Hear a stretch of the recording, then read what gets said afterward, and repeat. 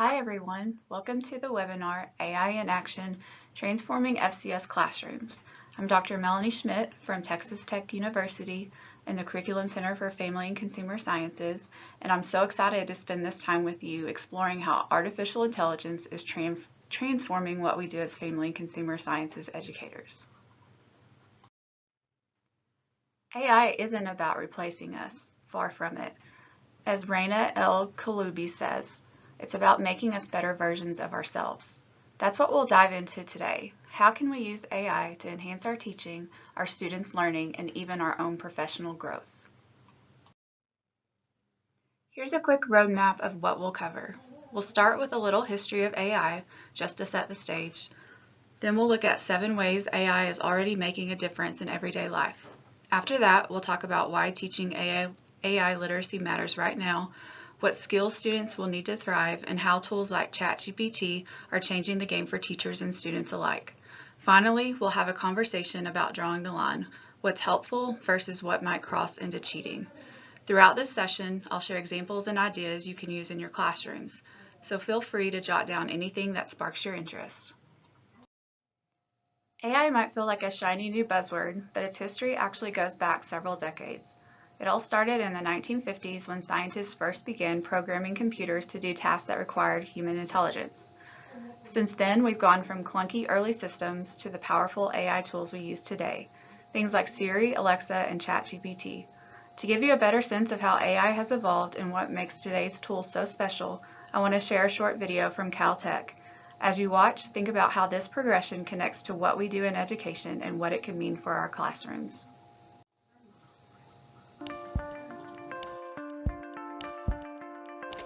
Intelligence is the ability to learn and adapt to changing environments. Artificial intelligence refers to computers or machines that have that ability. We can find examples of artificial intelligence, or AI, all around us, from chatbots to smart thermostats to self-driving cars. AI applications touch many aspects of everyday life for billions of people around the globe. The origins of AI can be traced to computer pioneer Alan Turing. In 1950, he posed the question, can machines think? To find an answer, he developed what he called the imitation game. Today, this is commonly known as the Turing test. During the game, an interviewer exchanges messages with 2 players in different rooms. One player is a human and the other player is a machine. The goal is to create a machine that can fool the interviewer into thinking that it is the human player. Today's advanced chatbots can win the imitation game in some settings. Early experiments in AI focused on mimicking the activity of neurons. Today, the field is much broader and often doesn't rely on biological inspiration at all. Computer scientists use large collections of data and instructions called algorithms to automate and problem solve. Most AI systems perform a single or limited range of tasks. They may be specialized to play checkers or give directions to a destination. Tasks that are typically difficult for humans may be easy for AI, and tasks that are easy for humans may be difficult for AI. Artificial general intelligence would be able to learn anything a human can learn. As AI becomes more advanced, the gap between specialized and general systems will become harder to define. Superintelligent AI would surpass even the most gifted human minds. Increased computing power and ever more massive data sets will result in new and more sophisticated applications. Imagine if AI systems could perform medical diagnoses, train athletes, or provide therapy. These possibilities may be just around the corner. Experts also warn of risks, such as reduced privacy and the potential for biases. More research is needed to help ensure that AI systems are used safely and ethically.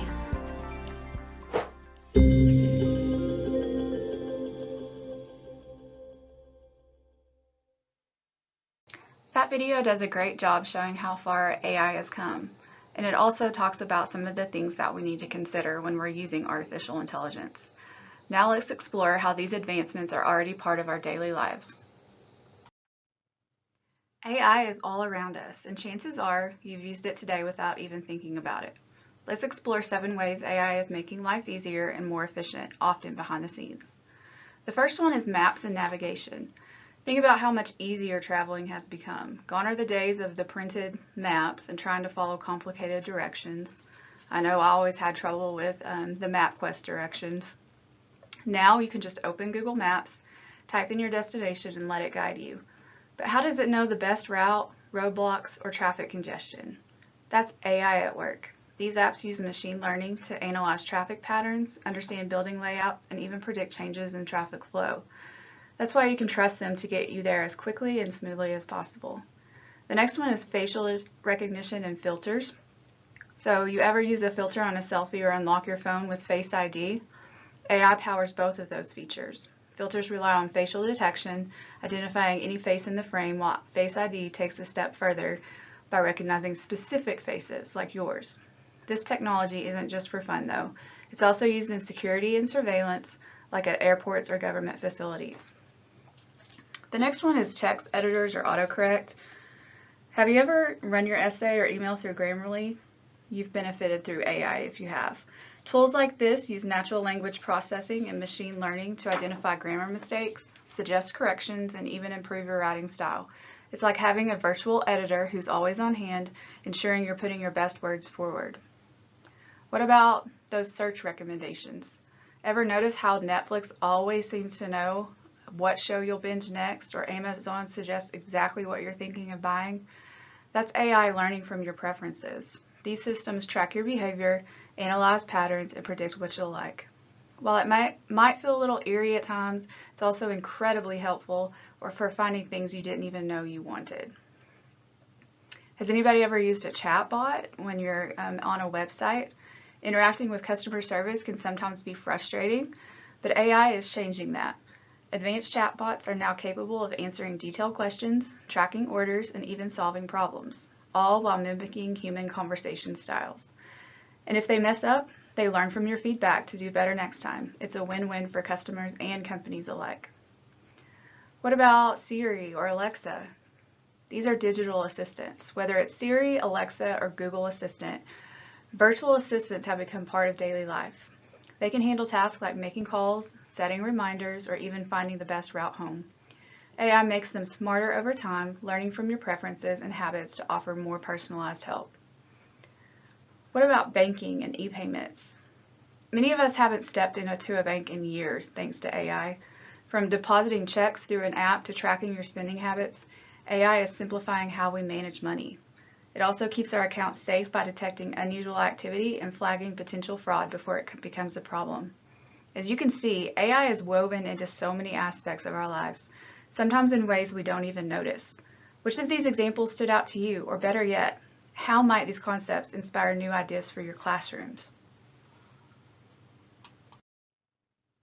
So why does teaching AI literacy matter right now?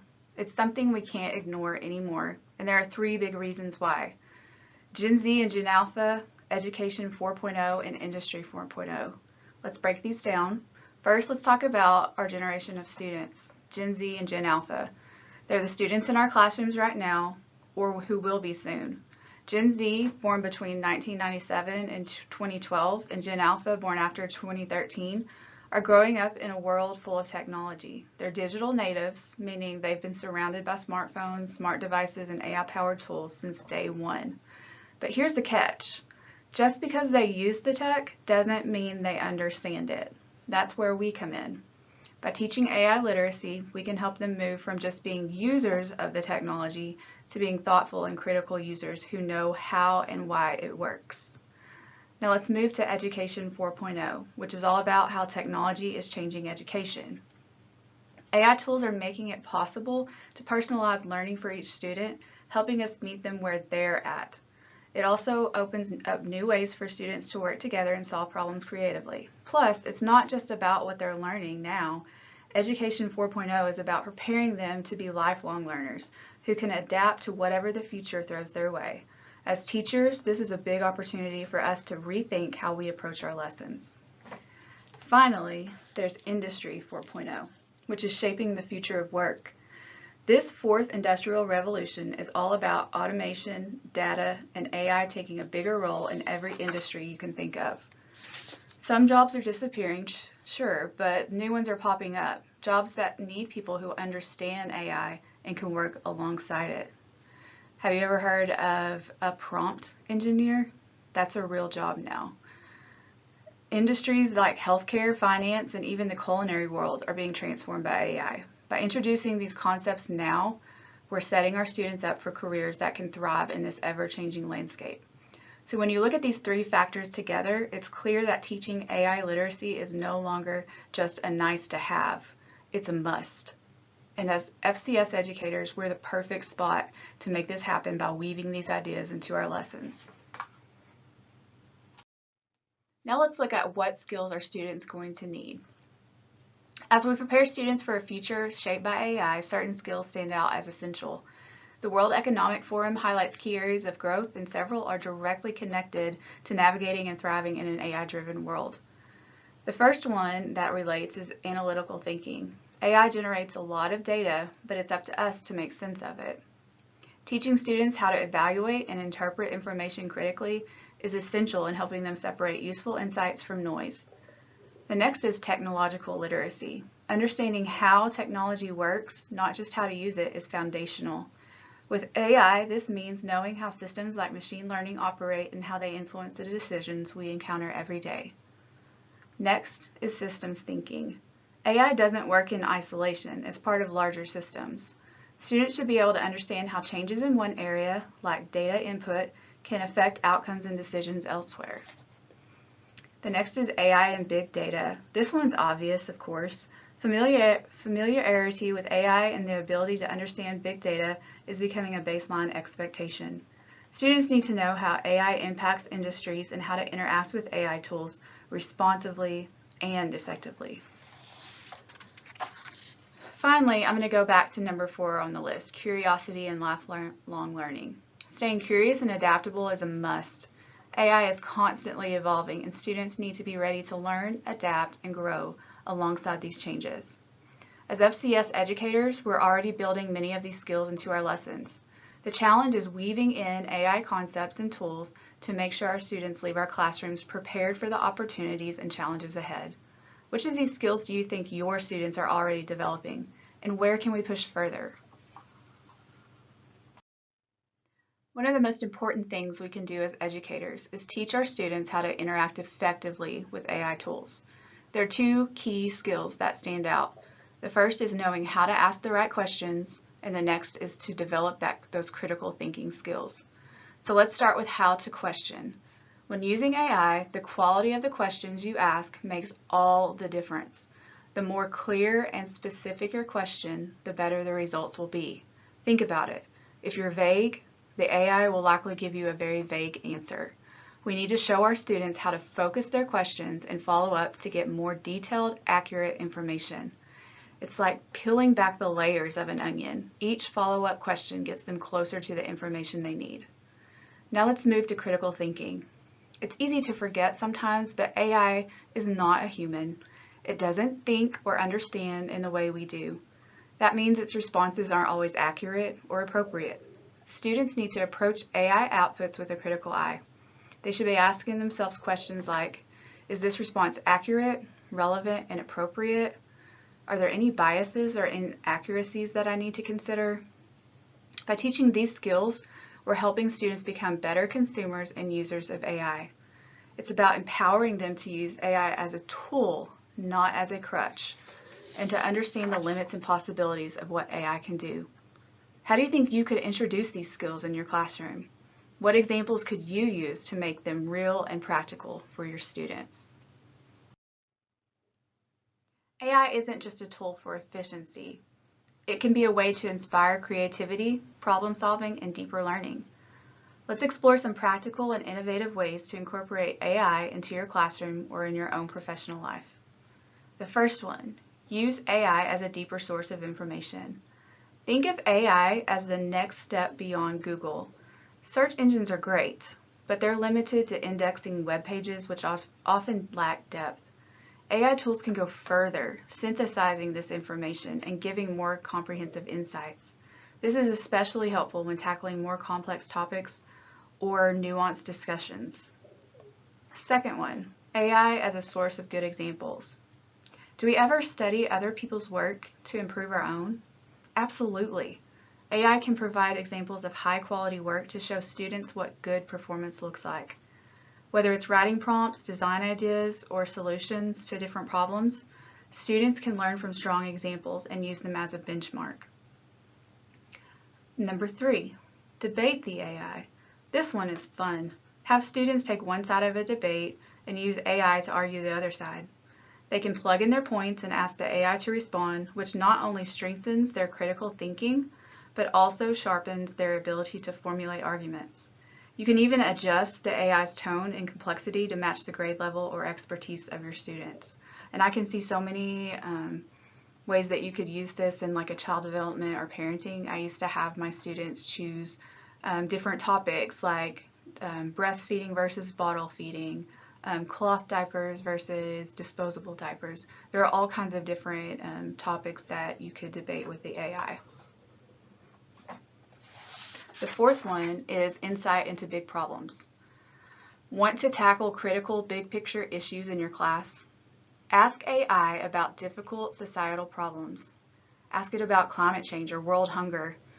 AI might not have all the answers, but it can help students gain insight into the problem-solving process or explain why certain issues remain unresolved. It's a great way to bring critical science into your classroom. Number 5, use AI for advice. AI can provide general advice on a range of topics, whether it's brainstorming ideas or tackling organizational challenges. Of course, it's not a replacement for professional counseling or medical advice, and it will actually state that to you whenever you are getting your output. But it is a good tool for a general guidance. Number 6, improve final products. AI tools often have a regenerate response feature. Have students ask the same question multiple times, collect different responses, and combine the best parts into a stronger, more polished product. This is a creative way to teach revision and improvement. Number 7, level reading text and assignments. You can actually input a piece of text into AI and ask it to generate versions at different reading levels. This is a game changer for creating inclusive assignments that accommodate students with varying abilities. One of the apps that I would recommend is called Brisk Teaching, and you can also use this. It's actually an extension on Chrome, and so when you're reading different websites, maybe you want your students to read a website about nutrition. Maybe it's a little bit complicated. That extension will pop up at the bottom, and you can ask it to create a copy of that document or that article in a different reading level, and it will create a new Google Doc with the revised version and then a link to the original. So it's a great way to be able to meet your students at their different levels. Definitions at different levels is the next one. So do you need a concept explained in simple terms or in a detailed technical way? AI can provide definitions tailored to your needs, whether it's for a middle schooler or an advanced learner. This is a great way to use it too. If you have a very complex thing that you are trying to discuss, having the AI explain it on a different level, like for example, just for fun, when I first started working with AI, I asked ChatGPT to explain what artificial intelligence is on an elementary school level. And so it just creates this really easy to understand basic guideline of something that could be really, really complex. So it's a great way to use it. The next one is student work feedback. So AI can give quick feedback on assessments or writing assignments. Students can use it to polish their work before submitting it, which not only improves their output, but also saves you grading time. So this is one where I definitely encourage my students to use this in their writing process. So I had a project that students were working on for hopefully a manuscript publication. And this is one of the ways I told them is the best use of AI.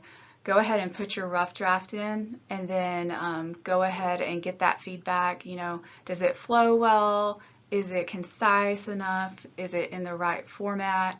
AI can give you a lot of great feedback for that so that you can polish that up before you actually submit it to the teacher. So it really will, in the long run, save you time. And one of the things that I did for that too is that I actually had the students copy and paste the conversation, the chat that they used when they were getting that feedback. Because we don't want students just to copy and paste whatever first output is given. And we want to see that dialogue that happens between the student and the AI to make sure that they are critically thinking about what's being generated. The next one is create review content and activities. So AI is great at creating quizzes, flashcards, discussion prompts, or even memory aids. You can ask it to group concepts in new ways to help students see connections they may have missed. So different examples for this one, Quizlet. A lot of people have been using Quizlet for a really long time. They have great sets of terminology for us to study, but one of the best things that they have come up with is, it used to be called Magic Notes, but there is a tool where you can input, say a student has written a bunch of notes or has taken notes on something that you talked about in class, but then when you ask them to study, they have no idea where to start. They don't know how to organize that into something that can be study material. You can actually have them upload their notes on the Quizlet, and it will create flashcards for them based on the information they uploaded. It will create practice quiz questions, games that they can play. So it will actually create that from whatever you're uploading. So that's a great tool to use. The next one is interactive presentations. So there is a platform called CuraPod where you can upload your own presentations. So we know that you probably have several presentations that you have already completed, but maybe you need some more engagement activities or more interaction. If you go to CuraPod, you can actually go ahead and load those original presentations. It has to be in a PDF format, but you can upload your presentations and then AI will actually curify it or add some interactive activities throughout the presentation. So if you've ever used a platform, say like Nearpod, it's kind of like that, but it does it for you. It creates it for you. It will also create presentations just from scratch if that's something that you need. Just make sure that what it's creating is accurate. And that's another reason why I think it's really good if you have your own presentations where you know you're covering things exactly how you want to cover them. If you can go ahead and upload that and have it to add in those interactive activities. It's a really effective way to use it. The next one is email tone adjustments. How many of us have had angry parents, different people that we have to deal with? Have you ever struggled with responding to a tough email?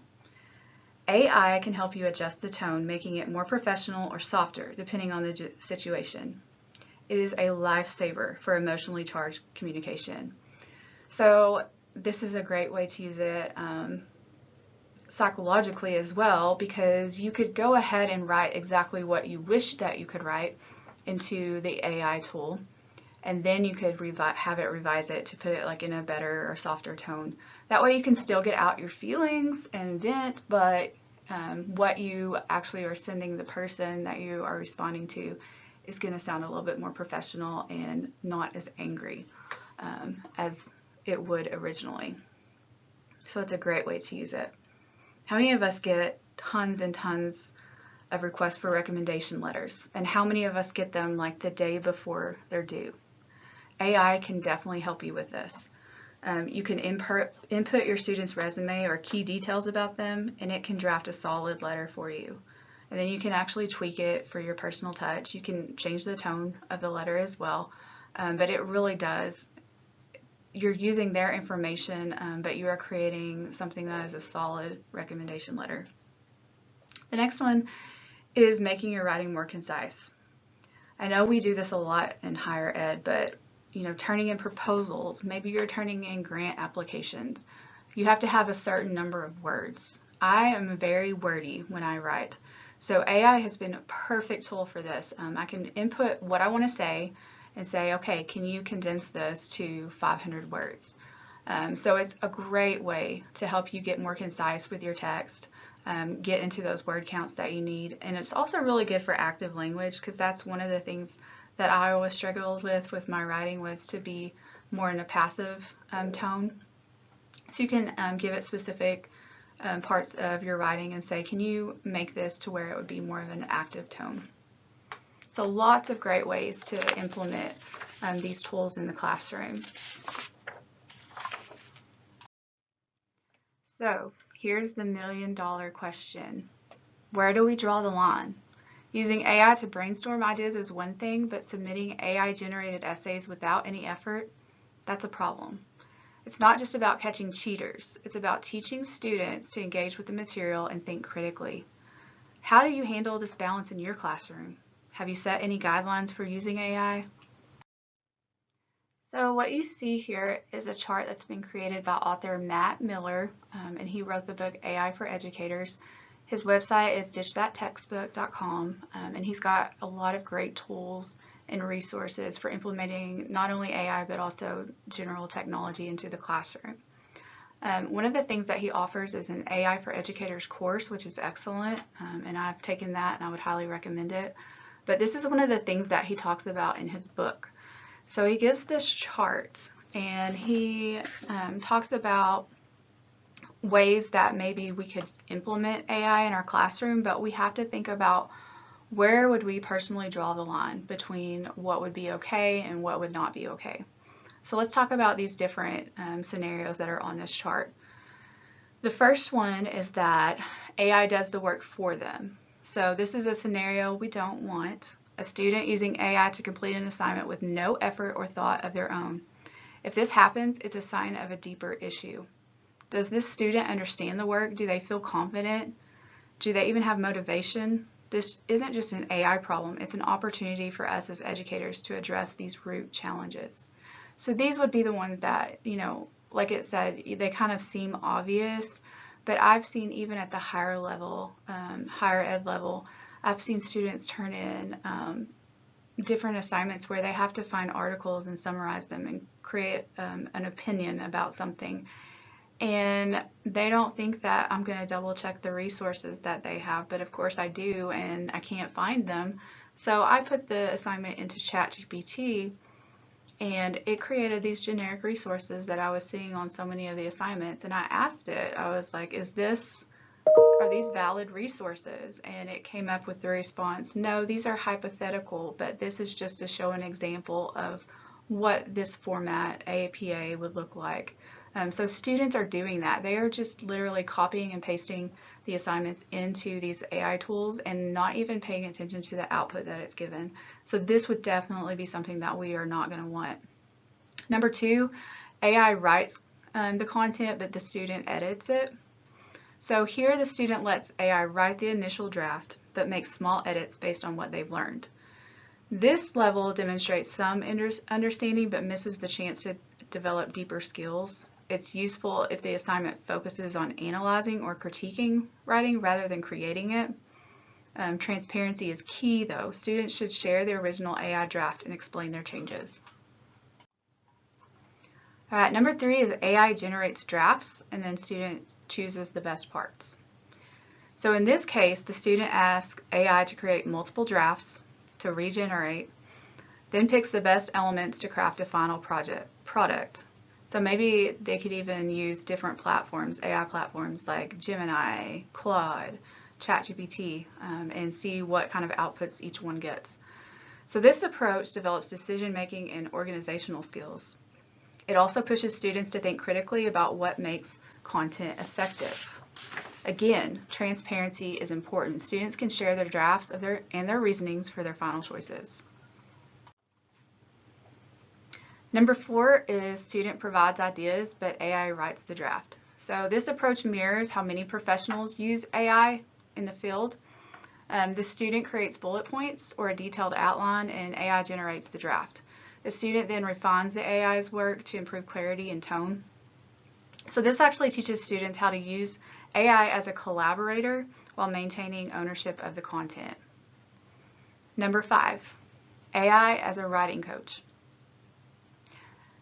Imagine AI guiding students through the writing process, brainstorming ideas, organizing thoughts, and drafting an outline. This shifts the balance from AI does the work to AI supports the student's work.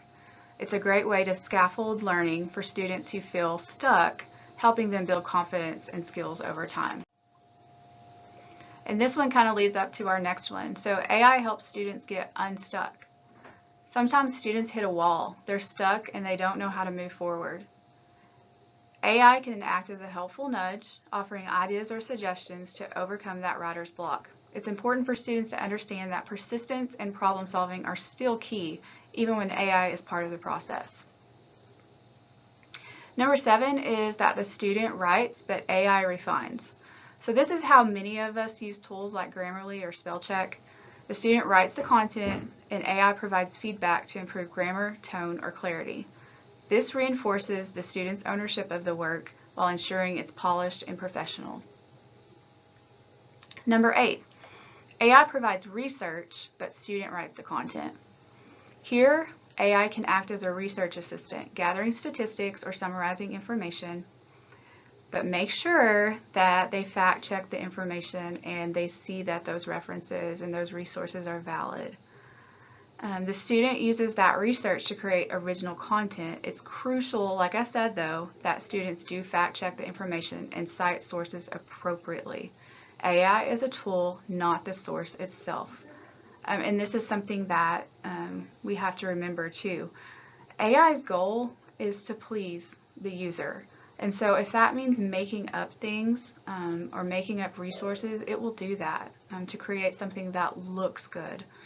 So it's so important to get our students to learn how they have to really analyze what is being given in the output. The next one is number 9. Student uses AI for ideas but writes independently. This is like using Pinterest or Google for inspiration. Students gather ideas but then create their work independently. It's a realistic scenario that mirrors how people often work in the real world. Whether students need to disclose, this depends on the teacher's preferences and the assignment's goals. So it's up to you if you want to have the student cite AI or just describe how they used it. And then the last one is no AI assistant whatsoever. So finally, there's the scenario where students do all of the work without any AI or internet support. While this might seem ideal, we should ask ourselves, does this reflect how students will work in the real world? We talked about Industry 4.0. We rarely work in isolation, so it's worth considering whether this approach truly prepares them for their future career. In all these cases, transparency is critical. Students should be honest about how they've used AI, whether that's by sharing drafts, describing their process, or reflecting on the experience. Our goal is to teach students how to use AI thoughtfully and ethically, skills that will serve them long after they leave our classrooms. How do you think these scenarios fit with the assignments you give your students? And where would you draw the line? Which of these approaches might work best in your classroom? So when it comes to AI and education, we've learned a lot today. There are clear benefits, but also there are some significant challenges that come with it. So let's explore both of these sides. Let's weigh the options. So the benefits we'll start with. The first is personalization of learning. So AI tools can actually adapt to the needs of individual students. For example, a struggling learner can receive additional practice, while a more advanced student can explore more challenging material, all in real time. This makes learning more inclusive and efficient. Second one, time saving for teachers. This is the one thing that everybody has the same amount of, but it seems like some people manage it so much better than others. So time. Many AI tools are designed to take over repetitive tasks like grading assignments or creating review materials. This allows teachers to spend more time on what really matters, like mentoring students or creating engaging lessons. Third, encouraging critical thinking. By using AI in the classroom, students learn to question its outputs. They have to evaluate the accuracy, reliability, and relevance of the information they receive. This builds an essential life skill in an increasingly tech-driven world. So it is still talking about trying to implement the AI tool within the classroom so that you can be there to guide them and show them how to actually collaborate with the tool instead of just using it as a consumer and a product. Now let's talk about the challenges. Data requirements. AI applications rely on large amounts of data to work effectively, and that can sometimes be a barrier for schools that lack the resources or infrastructure to support these technologies. So that is something that is an issue. The next one is bias, ethics, and privacy issues. AI systems are not perfect. They can reflect the bias of the data that they've been trained on. So whatever output it's giving is based on whatever input has been given. So this could cause ethical concerns, and with student data being used, privacy becomes a major consideration. So how do we ensure this information is protected and used responsibly? And there are some platforms out there that are just like a private network, so you could only access what is being done like in your district. So there are options like that, but of course things like ChatGPT, that is open up to everything. So it's just something that you would have to think about as far as implementation goes. And there are some age limits, you know, when you're dealing with applications like this. So you have to think about the permission also from maybe parents to allow their students to use these tools. AI is an incredibly powerful tool, but like any tool, it's not without its limitations. As educators, it's our job to weigh these benefits and challenges, making informed decisions about how we use AI in our classrooms. As you reflect on these points, consider your own experiences or what you've seen in practice. What benefits do you think will have the greatest impact in your setting? And how can we overcome some of these challenges to make AI work for everyone? So today I've shared some insights that come from research and some incredible thought leaders. If you're curious to learn more, check out these resources. They're packed with great information. And one of the ones I would highly recommend is McGee. She actually did a dissertation on the thoughts and perspectives of implementing or preparing to implement AI at K-12. And so that's a very interesting study. And of course I have the World Economic Forum, so their top skills. Matt Miller, like I mentioned before when we talked about his chart, he has a great book that's an easy read called Ditch That, well, it's called AI for Educators, and his website is Ditch That Textbook. And then the video that I showed you about the history came from Caltech, so there's the YouTube link for that one. Thank you so much for joining me today.